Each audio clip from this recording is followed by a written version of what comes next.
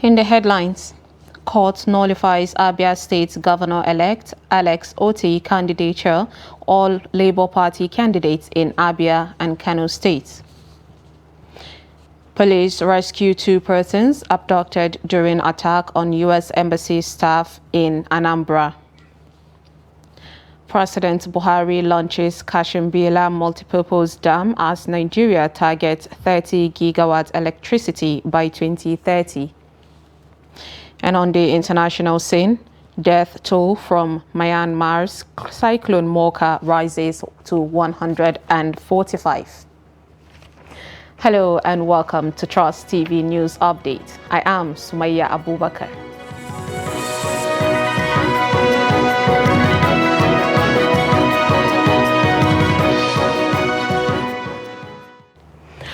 Thank you for joining us. Now the news in full. And we'll start with politics, of course. A federal high court sitting in Kano and presided over by Justice M.N. Yunusa has nullified the candidature of the Abia State Governor-elect Alex Otti and all the candidates of the Labour Party in Abia and Kano State. The court ruled that their emergence was not in compliance with the provisions of the 2022 Electoral Act. The court, in a suit filed by Ibrahim Haruna Ibrahim against the Labour Party and the Independent National Electoral Commission, INEC, Justice Haruna ruled that the failure of the Labour Party to submit its membership register to the INEC within 30 days before their primaries renders the process invalid. Trust TV reports that on Wednesday, the Labour Party had accused a breakaway group of the party led by acting national chairman Lamidi Apapa of approaching a court in Kano State to seek the nullification of the party's recent electoral victories. The LP's acting national publicity secretary, Obiora Ifo, who raised the alarm in a statement, alleged that the suspended national legal advisor and a key member of the disgraced Apapa groups, Samuel Akingbade Oyelenka, on Wednesday, while the Presidential Appeal Tribunal was sitting in Abuja with all attention focused on it, clandestinely sneaked out of Abuja to Kano State, where he, in collaboration with some members of the other political parties, asked the court to invalidate all the elections won by the Labour Party, particularly the National Assembly in the 36 states and FCT, on the ground that the party didn't submit register of voters to INEC. He added that Akingbade, who presented himself as representing the Labour Party, did not oppose the motion, thus forcing the helpless judge to reserve judgment for Thursday. Ifo went on to ask the judiciary and all law enforcement agencies, including the police and the Department of State Services, DSS, to note that Akingbade and loyalists of Apapas had ceased to represent the party. Now reacting, the chief spokesperson of Peter Obi, Tanko Yunusa, has said that the Federal High Court judgment nullified the candidature of Alex Otti, the governor-elect of Abia State, will not stand. Yunusa on Friday explained that the court lacks jurisdiction to hear the electoral matter. However, Yunusa said there is no cause for alarm because the legal team of the Labour Party is already working to appeal the judgment. He said the judgment is the work of opposition party, noting that the will of Abians will stand. In the March 18th governorship election, Otti polled 175,467 votes to win the election. Meanwhile, the presidential candidate of the People's Democratic Party, PDP, in the last election, Atiku Abubakar, on Friday, told the Presidential Election Petition Court that the Independent National Electoral Commission, INEC, is a meddlesome interloper in its defense of Bola Ahmed Tinubu on his qualification for the election. Atiku's counsel accused the electoral body of being a proxy in its petition against Tinubu. INEC, through its counsel, had moved a motion on notice praying the court to strike out some of the allegations made against Tinubu by Atiku in his petition. The electoral body pleaded with the court to strike out 32 allegations made against Tinubu by Atiku in the petition challenging the declaration of Tinubu as the winner of the February 25th presidential election. But Atiku, through his lead counsel, Chris Uche, filed a counter-affidavit in opposition to INEC's request and asked the court to dismiss the electoral body's position. We were surprised that INEC left issues relating to the conduct of the election to begin to fight a proxy war for the second respondent, that's Tinubu, because if you look at the processes filed, all they were saying was to strike out the paragraphs where we pleaded issues relating to Tinubu's qualifications. So we said, no, that is not for INEC to do. Tinubu has his own counsel, APC also has their own counsel. The INEC should have been neutral as far as those issues are concerned and restrict itself to the defense of the election it conducted, which it claims that it conducted in a free and fair manner. That's the point we made.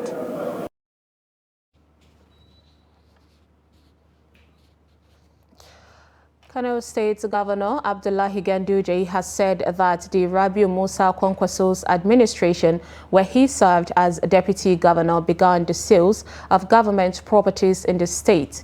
Ganduje, who disclosed this in a recent viral audio, was reacting to moves by the incoming government of Abba Kabir Yusuf of the New Nigeria People's Party (NNPP) to probe all sales of government properties by the Ganduje administration.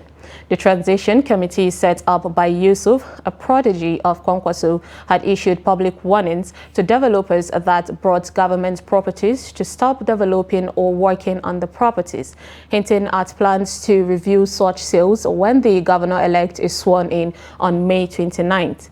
But reacting to this statement from the governor-elect, Governor Ganduje said sale of government properties was nothing new, adding that the governors-elect should go and ask his political father, Kwankwaso, on how they began the policy.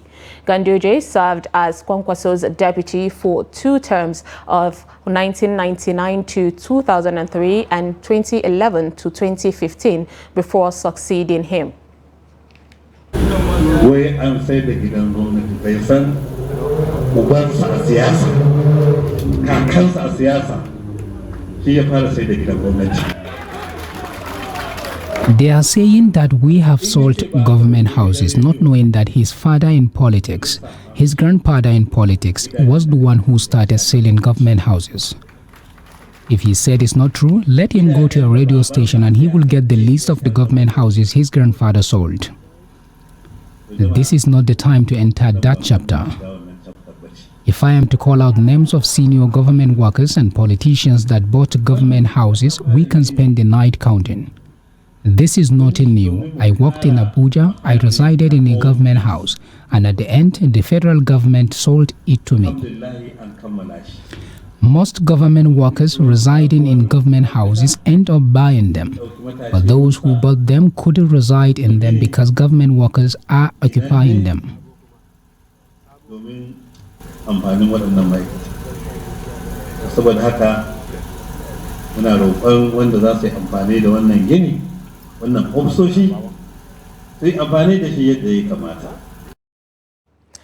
On security matters, police in Anambra State say they have rescued 2 individuals who were kidnapped during Tuesday's attack on the U.S. consulate convoy in Ogbaru local government area.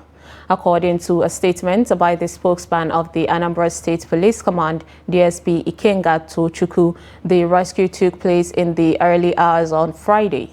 The police image maker disclosed that a joint security force rescued unhurt the 2 victims abducted during the attack on a U.S. convoy along Atani Osamela Road in Ogbaru.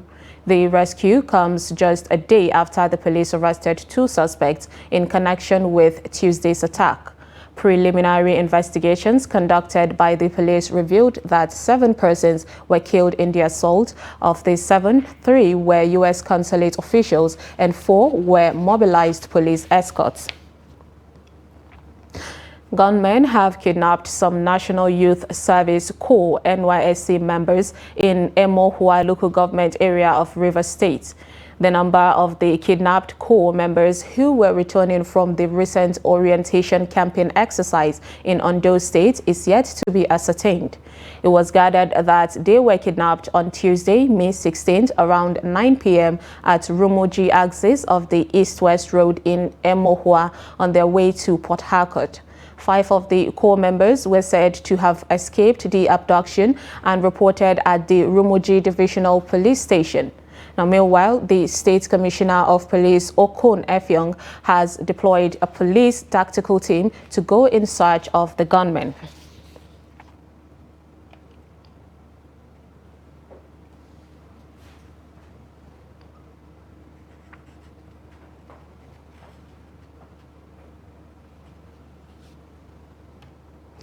The Zamfara State Police Command says it is determined to rescue all kidnapped victims and reunite them with their families without paying a dime as ransom in its ongoing effort to restore normalcy in the state. This was revealed in a press statement signed and issued to newsmen in Gusau, the state capital, on behalf of Commissioner of Police Mohammed Bunu by the newly appointed Police Public Relations Officer Yazid Abubakar.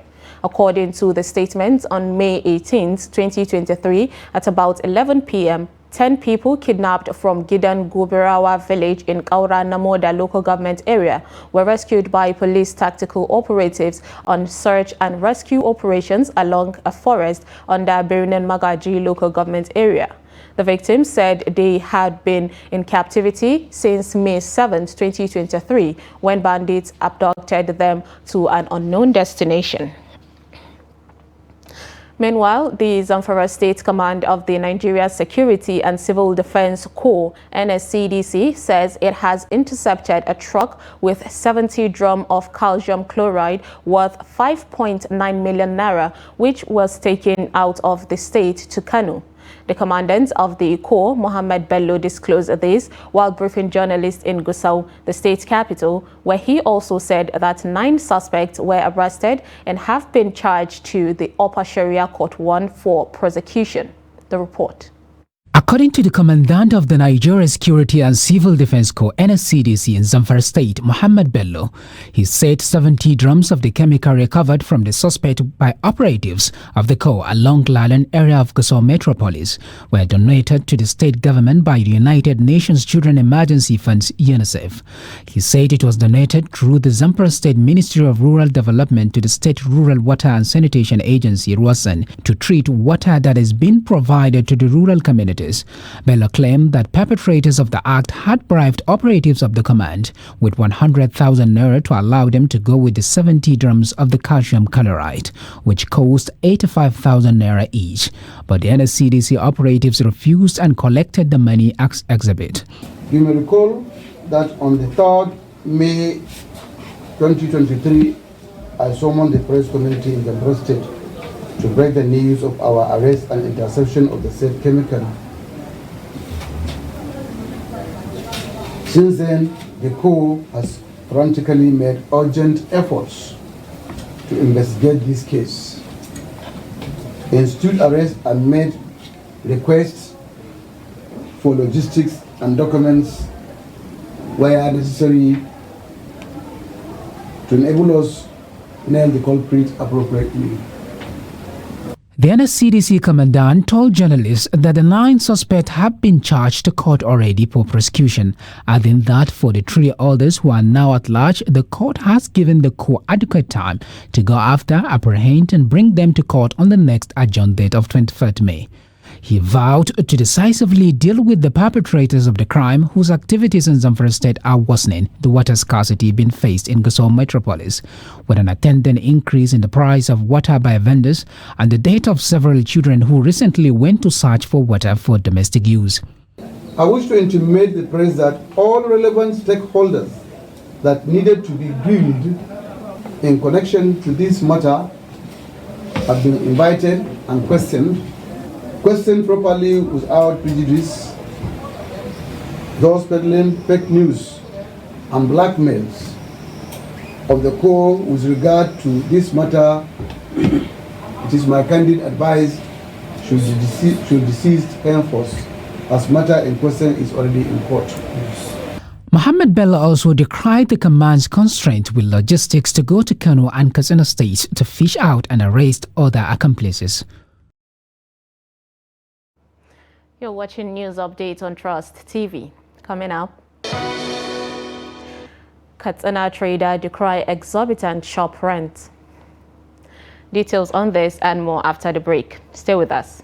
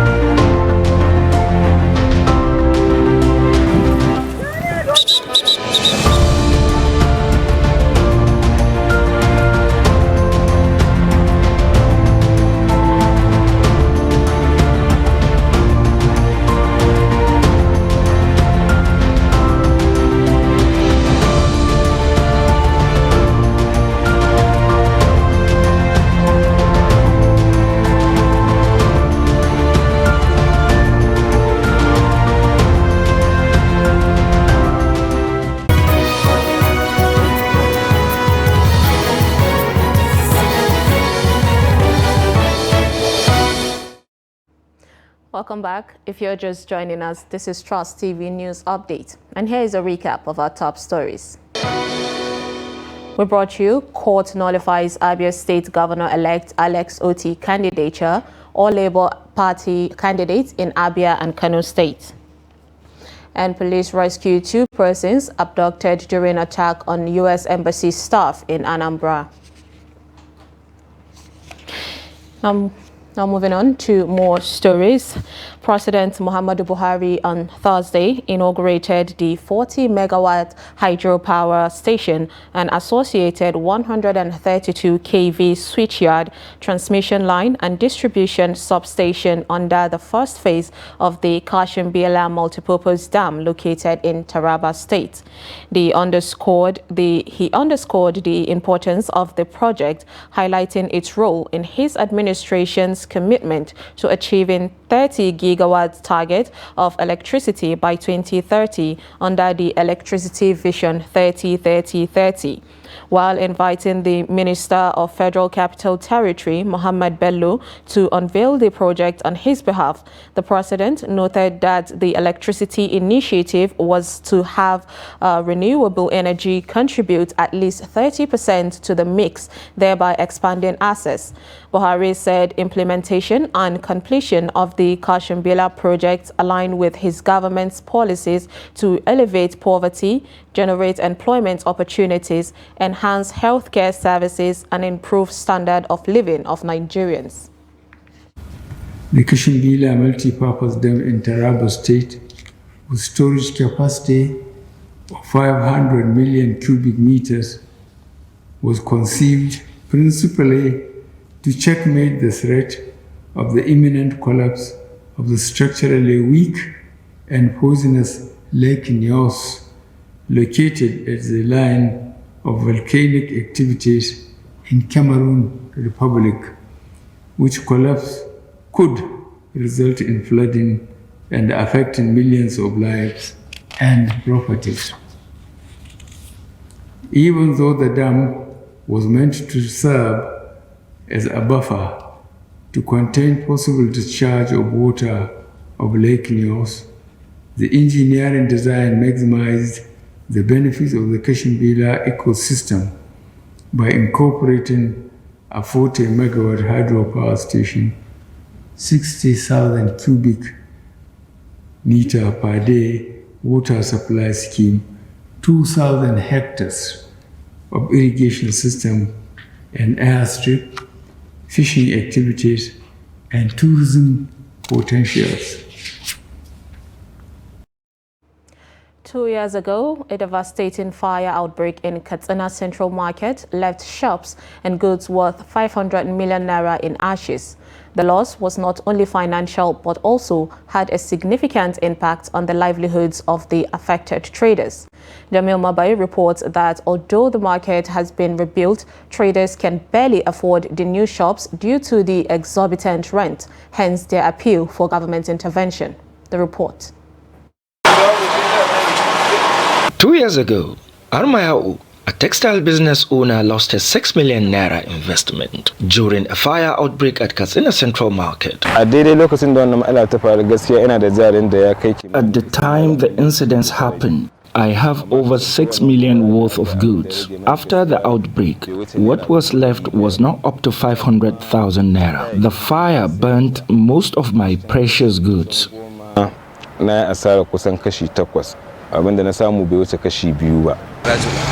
The cause of the fire outbreak remains a mystery that left many traders devastated in the state. I was sharing a space with my friend to sell the little that remained. Government has stepped in to rebuild the market, but there is a catch. The cost of the new shops is exorbitant, leaving many traders unable to afford. Armayau's excitement was short-lived after seeing the price. We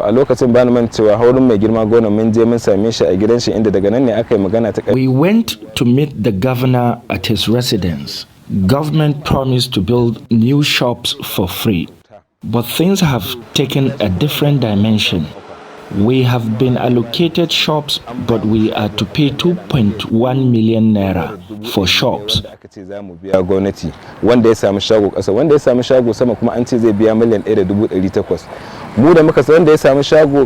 400,000 naira down payment within 2 weeks. To be sincere, traders who became victims of the fire outbreak don't have 20,000 naira.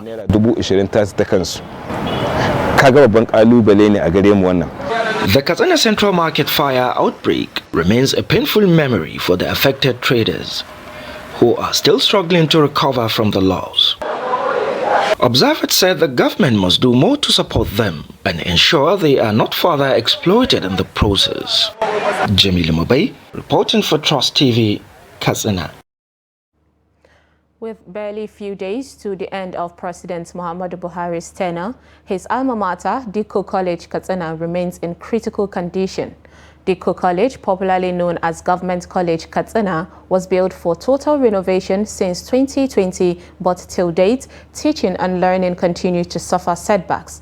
The contract, which was awarded to a foreign contractor, was abandoned, forcing over 5,000 students to continue learning in squalid conditions. Abdullahi Yamadi, who visited the school for the second time in 1 month, reports that despite forcing the students and teachers of Dikko College into untold hardship, nothing is being done by the contractor to actualize the project. His report. The contract, which was awarded by the Central Bank of Nigeria (CBN), had a completion period of 20 months only, but is running into its third year, but still not completed. The contractor partially returned to the site a day after Trust TV reported that he abandoned the project for reason not made known to public. However, some teachers of Dikko College Katsina who preferred to speak off camera said that the partial return of the contractor to the site was only to clear some water channels to prevent damage to his initial work when it rains. They also alleged that the contractor is planning to leave the site as soon as the tenure of the current Buhari administration winds up on May 29. Some of the students who were sitting for West Africa examination WAEC lament the hardship the contractor subjected them to, calling on President Muhammadu Buhari to intervene before he leaves office.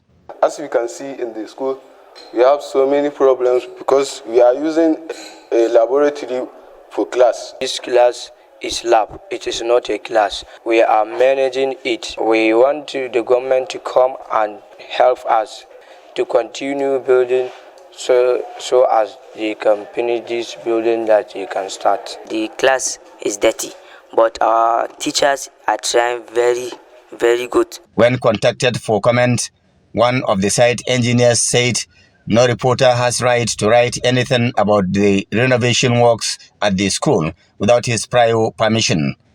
Dikko College, popularly known as Government College Katsina, is one of the pioneer institutions in northern Nigeria, but is suffering neglect from successive administrations in the state. Look at the classroom. Look at this environment.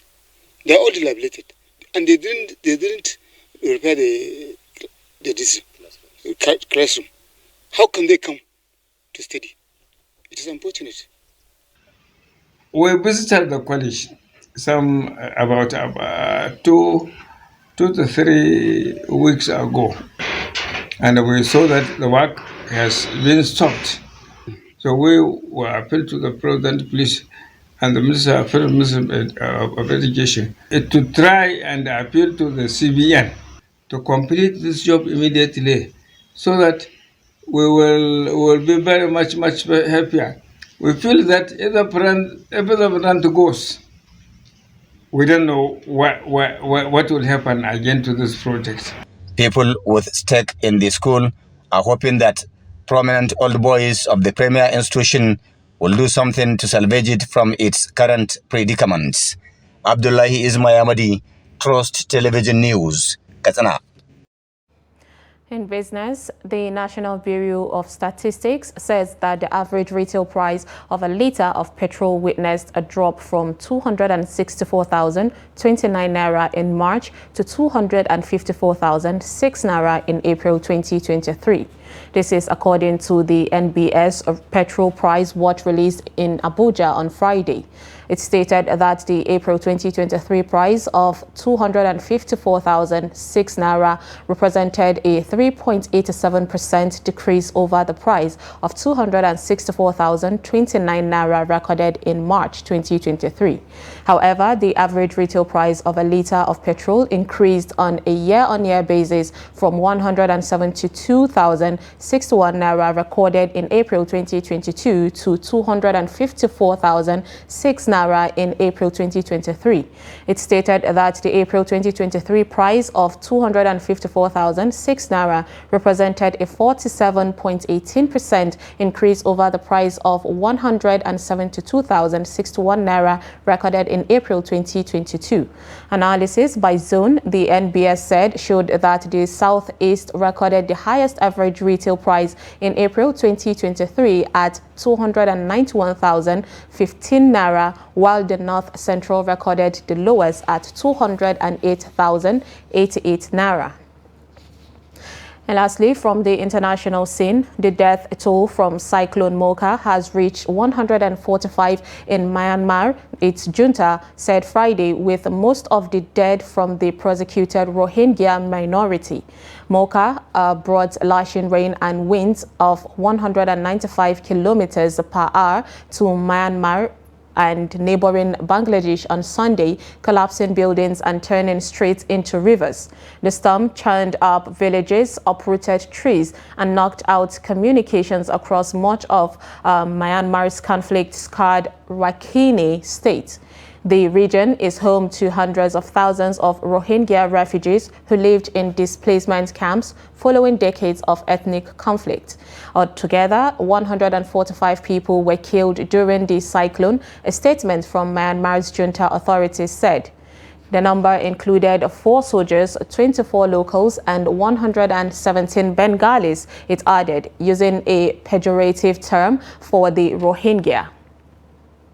And with that, we've come to the end of Trust TV News Update. Do not forget to follow us across all our social media platforms.